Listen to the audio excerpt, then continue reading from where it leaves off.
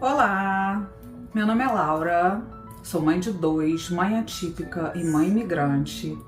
E no vídeo de hoje eu vou falar um pouquinho sobre os desafios da maternidade longe do nosso país de origem, longe da nossa família, enfim, desafios da maternidade imigrante. Vamos nessa?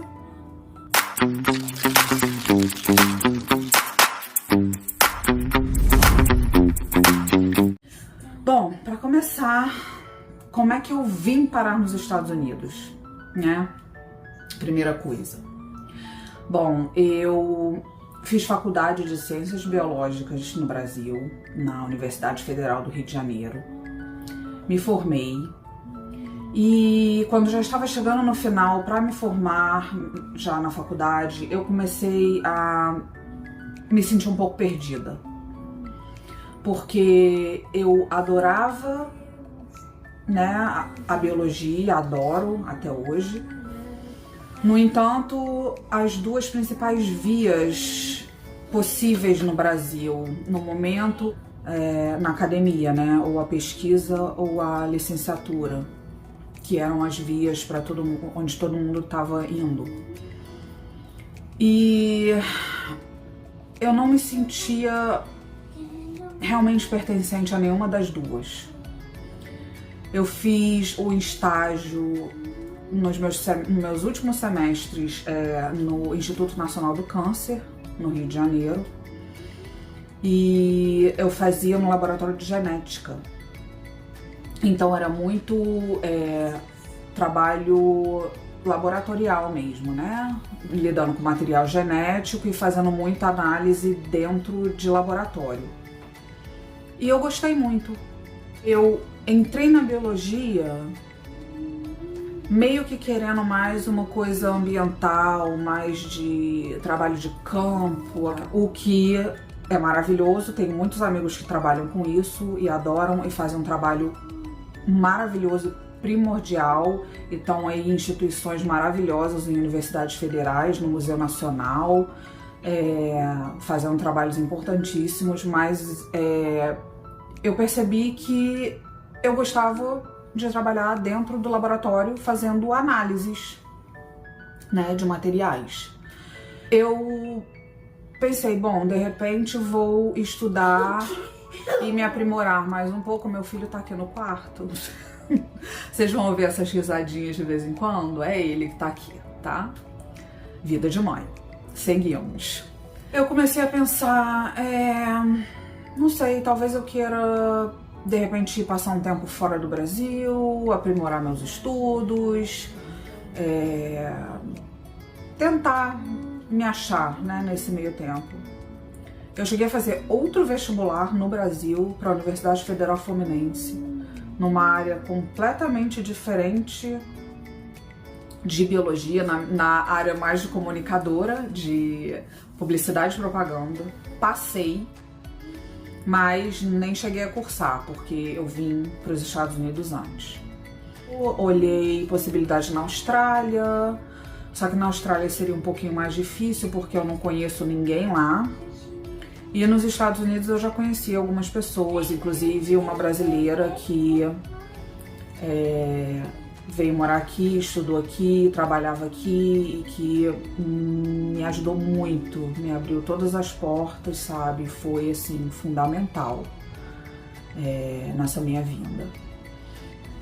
Eu vim passar 3 meses aqui, fiquei com essa minha amiga. Ela me levou em algumas universidades para eu ver os cursos que eles tinham, e um dos cursos que eles ofereciam, que foi primeiro lá na Flórida, onde ela morava, era de Clinical Laboratory Science, que é mais ou menos o equivalente à biomedicina no Brasil. Então, assim, é uma área de ciências biológicas, só que mais focada nessa parte de análises laboratoriais, análises clínicas, patologia clínica. E me interessou muito. Então, eu fiz toda a transferência das aulas e dos créditos que eu já tinha da Universidade Brasileira. Porém, como eu fiz um curso mais voltado para a área ambiental e área de zoologia, que foi a minha especialização no Brasil, eu tive que fazer alguns cursos de biologia mais voltados para a biologia humana, como anatomia e fisiologia humana, e outras genética voltada para humanos e algumas outras matérias. Eu fui conversar com a profissional que era responsável pela admissão na universidade, e ela não só falou que excelente, que eu já tinha um curso excelente e que eu poderia transferir a maioria daqueles créditos para a universidade e que eu também poderia trabalhar lá no escritório com ela, enquanto eu não estivesse em aula. Então, assim, foi maravilhoso, sabe? Foi assim, é isso. Só que isso era maio de 2007 e ela falou, só que começaria em dezembro desse ano. E eu, caraca, eu ia ficar até julho lá, né? Na minha primeira ida, que eu tinha ido passar 3 meses pra ver como é que era, pra ver se eu me acostumava com o lugar, pra ver se era isso mesmo que eu queria. Aí beleza, eu falei, não, tá, obrigada, é isso, beleza. Voltei pro Brasil e de julho a dezembro eu tive que correr e arrumar minha vida para poder fazer essa mudança. E não foi fácil deixar a família, deixar meu namorado, que era uma pessoa muito especial para mim, que eu amava muito, que eu amo muito, porque hoje em dia ele é meu marido. Mas essa é uma história que eu posso contar em outro vídeo. Enfim, saí, deixei tudo pra trás. Eu saí correndo, deixei tudo pra trás. Por mais difícil que tenha sido, estou aqui há 18 anos, então eu acho que deu muito certo, né? Então fui pra universidade na Flórida, fiz algumas matérias lá, depois transferi para um curso em Nova York, de um ano, que já era o curso específico de pós-graduação para a ciência laboratorial clínica, né? E aí fiquei lá em Nova York durante quase 2 anos, fazendo curso e fazendo estágio, e trabalhei durante alguns meses lá também. Fui contratada logo depois de ter acabado meu curso, no laboratório de microbiologia clínica.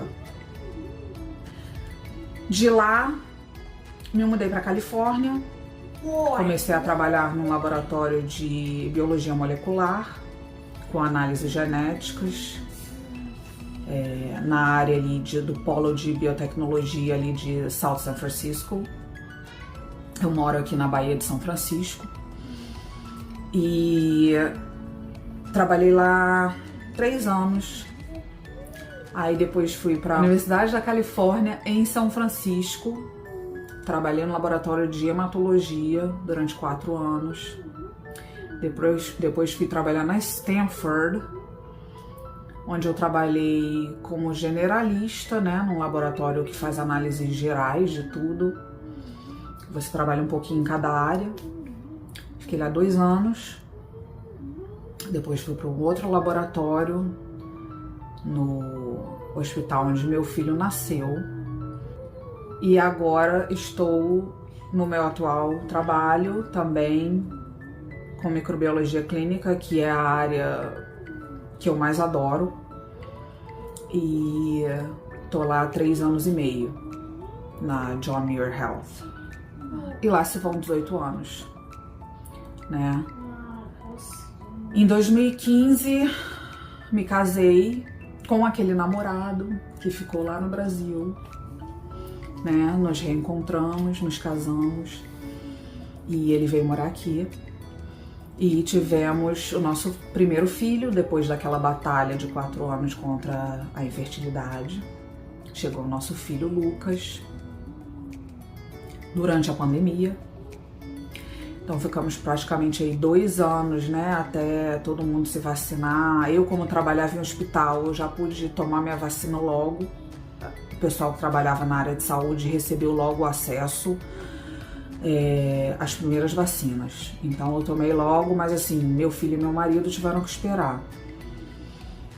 Então assim, foram aqueles 2 primeiros anos de isolamento total, a gente já não tinha família aqui, né? A minha mãe até estava aqui quando meu filho nasceu, mas ela foi embora logo dias antes do lockdown. Passou a parte da pandemia, fomos ao Brasil visitar a família, eles começaram a vir aqui.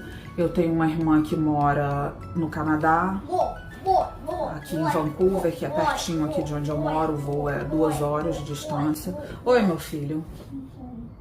Mamãe tá gravando um vídeo, tá, amor? Daqui a pouco a mamãe brinca com você, tá bom? Nada de comer uma coisa. Não, daqui a pouco você come alguma coisa, tá bom? Pera aí. Enfim, a pandemia, as pessoas começaram a se vacinar, né? A gente não necessariamente saiu da pandemia, mas as coisas começaram a se flexibilizar e minha irmã que mora no Canadá começou a vir aqui com uma certa frequência. A gente foi ao Brasil, eles vieram aqui. Lucas.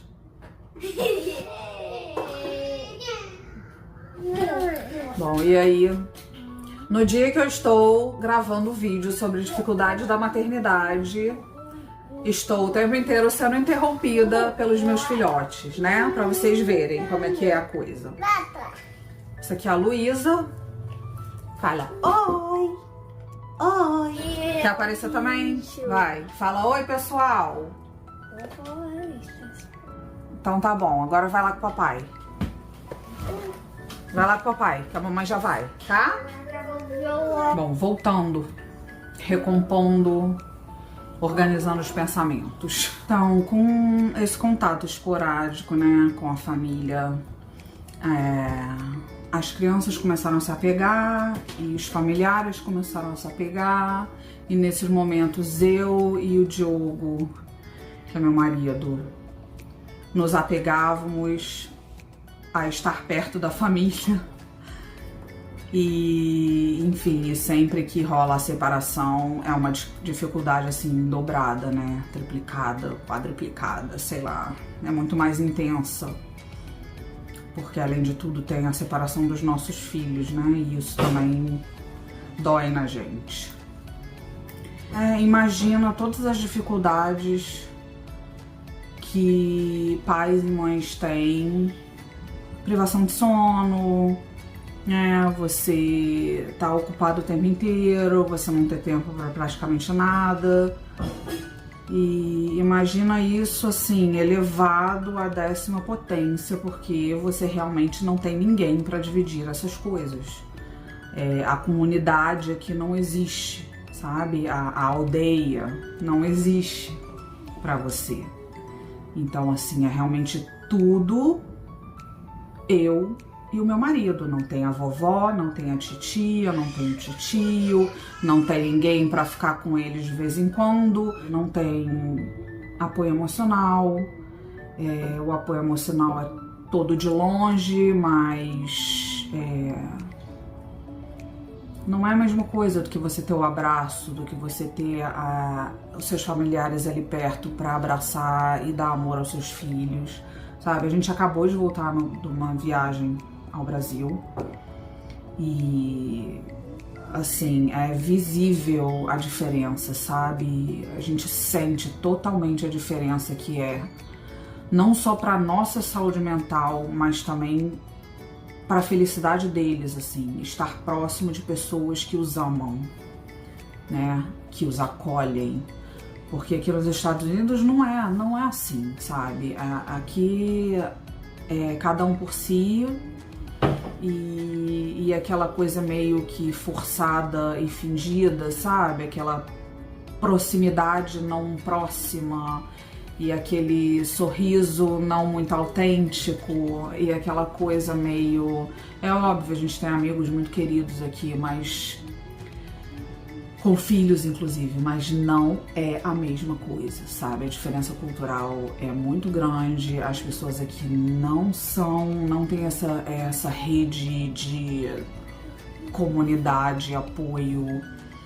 É assim, o filho dos outros é problema dos outros, sabe? Uma coisa que choca a mim, ao meu marido aqui, inclusive, às vezes você vê crianças em situações de perigo iminente e porque não é o filho da pessoa, ela não se envolve, ela não chega, ela não, tipo, tem uma criança num parquinho brincando, prestes a cair. E tem uma pessoa que não é a mãe ou o pai do lado, assim, ela fica olhando e não faz nada, sabe? Se sou eu ou meu marido, a gente já corre pra segurar a criança, mesmo que não seja nossa. Problema, entendeu? Eu não vou deixar a criança se machucar só porque ela não é minha filha ou meu filho, sabe? Mas assim, é uma coisa muito esquisita, entendeu? Então assim, brasileiros e latino-americanos, em modo geral, a gente pode ter muitos problemas, mas a gente cuida um do outro muito melhor, sabe?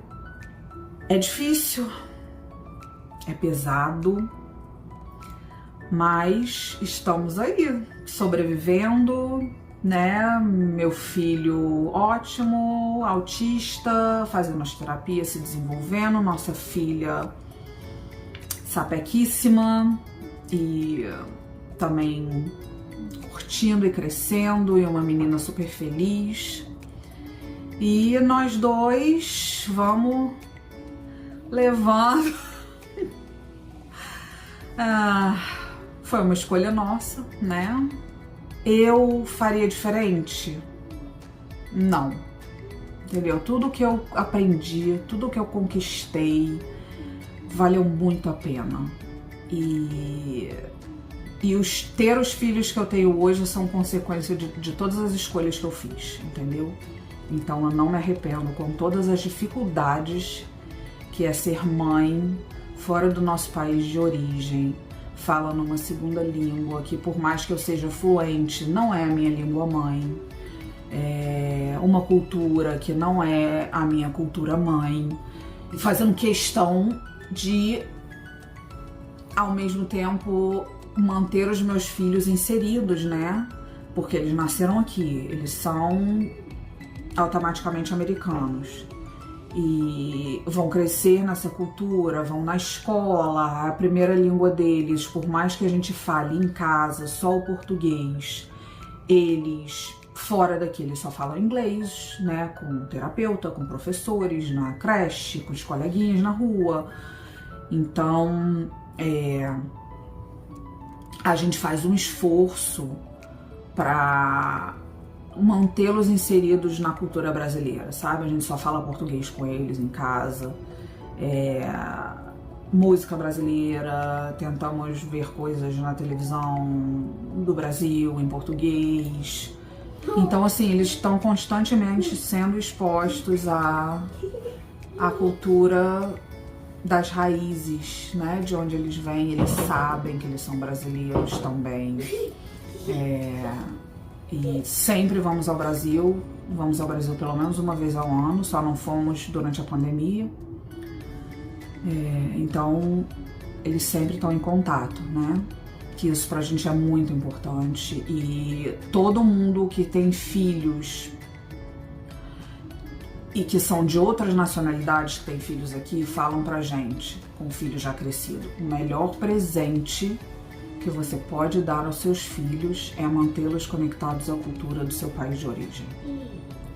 Porque isso é a raiz, é de onde eles vêm, sabe? A força originária dos seus filhos vem daí, sabe? Então, assim, é importante vocês manterem eles conectados à língua, à cultura, é o melhor presente. E isso eu acho que nós estamos fazendo relativamente bem. No mais, vamos seguindo com força. Às vezes a gente quebra, às vezes a gente briga, às vezes a gente fica num cansaço tão extremo que a convivência fica difícil, mas eu e meu marido a gente coloca o nosso casamento primeiro, com muito respeito. A gente se ama, a gente sabe disso, a gente se lembra disso o tempo inteiro. Então, assim, por mais difícil que fique às vezes pela falta de apoio e pelo peso muito grande que fica em cima de nós dois, a gente gostaria muito de ter um pouco mais de tempo pra gente se curtir mesmo, sabe? Como casal. Mas, assim, a gente sabe que isso vai passar e que a gente vai sentir falta do que a gente está vivendo hoje, né? Das crianças do tamanhozinho que eles estão hoje, das bagunças que eles fazem hoje. Então vamos vivendo como dá, sem muito estresse de manter casa organizada. Isso não existe aqui. Nós temos 2 crianças pequenas e a casa vai ficar bagunçada e problemas que não gosta. É óbvio que a gente limpa, a gente paga algumas pessoas para virem aqui 2 vezes por mês para fazer uma limpeza mais intensa, mas assim, não se estressar com essas coisas pequenas, sabe? Porque isso começa a atrapalhar.